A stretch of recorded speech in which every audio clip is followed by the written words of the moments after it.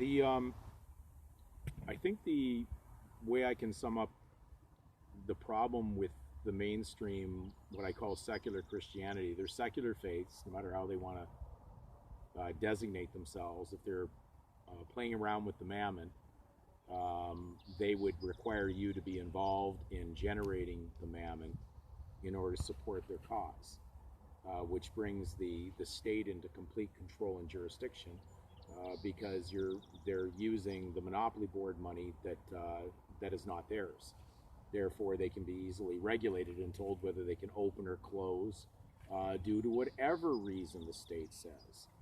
The state at any given time, because their standing or their registration is a creature of the state, it's an artificial entity, whatever they name it. Boy, does Christianity today have a lot of trade names for trading in mammon. The but there's a we have to always go to look to Scripture. When Jesus said, "My kingdom is not of this world," and that if it was, he said, if it was like the other nations, the world nations he was a king of, then he said, then his followers, of course, would have done armed combat to prevent his arrest and being delivered to the Jews at the time, which eventually led into the jurisdiction of the Romans, because the Jews were under bondage to the Roman civil empire at the time. So what did he really mean when he says not of the world? Well, we have to look at modern explanations today still support what is in the Bible when you look deeply even into what man passes as laws. So I'm reading out of the Law Among Nations. Now this is talking about the nations of the world, the material world. It's always a phrase that these are Mammonite kingdoms, and they're allowed to exist until Christ basically destroys them. And we're supposed to be peacefully and humbly as believers awaiting this, because it is very near at hand. We're seeing the last moments of a dying world right now. So when we go into status of tribes, because Jesus came from the tribe of Judah, which was where the kings came from, and it states in this book, on page 73, status of tribes. Tribes in North America and elsewhere were at one time held by a few writers to be equivalent to international persons. So they're talking about a legal juristic personality within their concept of legal person. Okay? States, on the other hand, usually denied such status to tribes, and agreements made with them were subsequently often and quite unfairly denied the character of binding treaties, regardless of the nomenclature applied to the original agreement at the time of its conclusion. Tribes do not constitute members of the community of nations. So when he said, "My kingdom is not of this world," especially for the fact that he would have been designated the last king under the tribe of Judah, because Jew in its original meaning meant Judah, or tribe of Judah.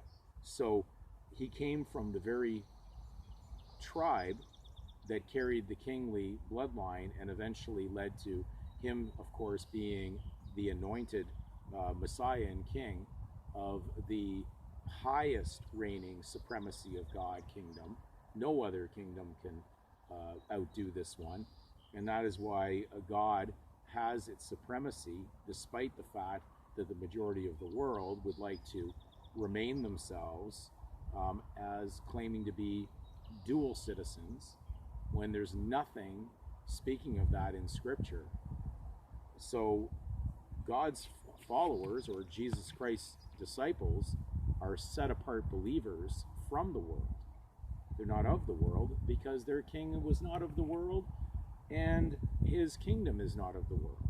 And therefore they support this even with their own quotes. The problem is people are getting their heads down a lot of false, bad research, nonsense on the internet New Age hoopla that has nothing to do with reading scripture or doing their due diligence. They're listening, hopefully, okay, when they're listening to me, they're doing their due diligence to check out what I'm saying. I'm not asking you to take it at face value, but they're taking at face value nonsense that's on the internet, and then they're repeating it. And then they're getting very angry with the situation that's surrounding them, and they do not see the hope or the promise, and God doesn't renege on his promises regarding his kingdom. Now, some are claiming that it's already arrived. Well, yes, Jesus already was raised to the right-hand side of God upon his fulfillment of God's will on that execution that happened 2,000 years ago. But we're talking about he hasn't attacked yet the kingdoms of man, and that is soon to happen. But right now, God's people haven't even come out from among them yet.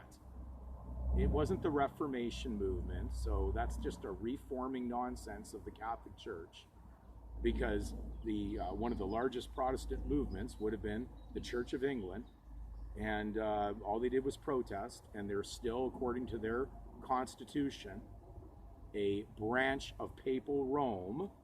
That's in the laws of England. So don't be telling me that Her Majesty is representing Jesus Christ in that sense. Her authority is below that, not above it. And neither is any other rulers out there. Doesn't matter where. So let's get our facts straight. Let's start to put our faith and hope in Scripture, because that's where the research is. But it also is in harmony, even despite the fact that we may sometimes look at the man's law books and think it's going to be contrary, but really it's in harmony. They do recognize the supremacy of God.